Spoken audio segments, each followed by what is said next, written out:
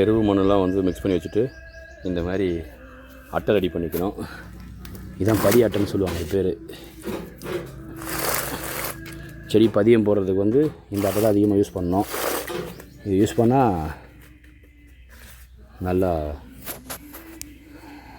2 அட்டை நான் யூஸ் பண்ண போகிறேன். ஒரு அட்டையில் வந்து 10 ரூபா தான். ஸோ 10 ரூபாய்க்கு எண்ணெய் ஃபுல்லாக கட்டணும், ஃபுல்லாக வரணும். இதுவும் 10 ரூபா பாக்கெட்டு தான். இதுவும் 10 ரூபாய்க்கு இவ்வளோ இருக்கும். நல்லா ஒரு கொஞ்சம் கவர்ஃபுல்லாக கொடுத்துருப்பாங்க. இங்கே பாருங்கள், கீழே பாருங்கள். இதுவும் அதே தான், அதே கான்செப்ட் தான். எல்லாமே நாற்று போடுறது எல்லாமே அதே கான்செப்ட் தான்.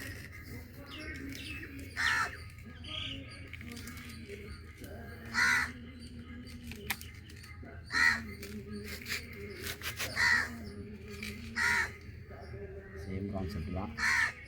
அமுக்கக்கூடாது, கொஞ்சம் லூஸ் பண்ணி வச்சுக்கணும் மண்ணை. இது கத்திரிக்காய் வந்து கொஞ்சம் லேட் ஆகும்.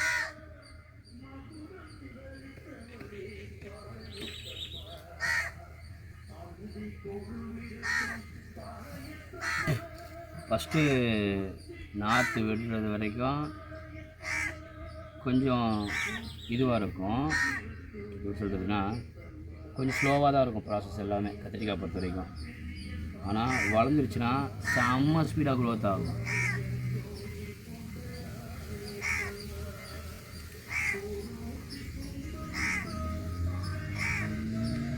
கத்திரிக்காயோட தான் வளர்ச்சி, அபார வளர்ச்சி இருக்கும்.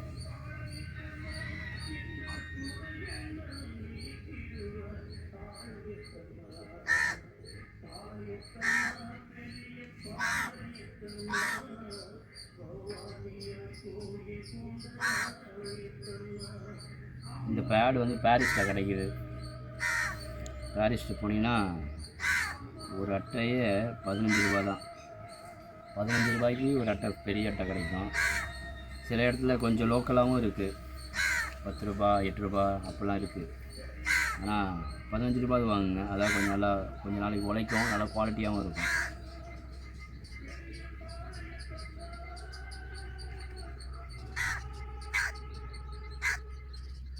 இதெல்லாம் வந்து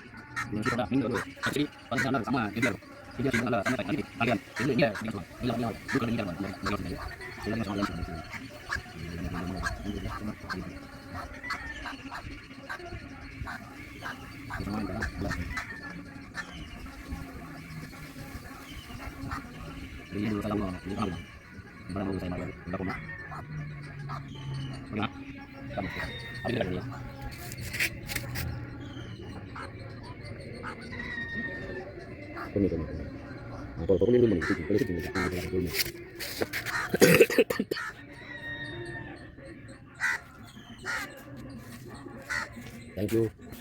விதைக்கு வந்து மண் நிறைய இருக்கணும், கொஞ்சமாக இருக்கணும் கணக்கு கிடையாது. அதுக்கு தேவை முளைக்கிறதுக்கு கொஞ்சோண்டு மண், கொஞ்சோண்டு சத்து இருந்தால் போதும். அதனால் நல்லா எருவுகள்லாம் இருக்குல்ல, அந்த ஆட்டு எருவு தான் இப்போ நான் யூஸ் பண்ணுறேன். ஆட்டு எருவு நல்லா செம்ம ஃபாஸ்ட்டாக விதைகளை வந்து சத்து கொடுக்கும். அதுக்கப்புறம் கொஞ்சம் வளரும்போது தான் மாட்டை யூஸ் பண்ணணும். மாட்டை யூஸ் பண்ணால் இன்னும் நல்லா சத்தாக இருக்கும்.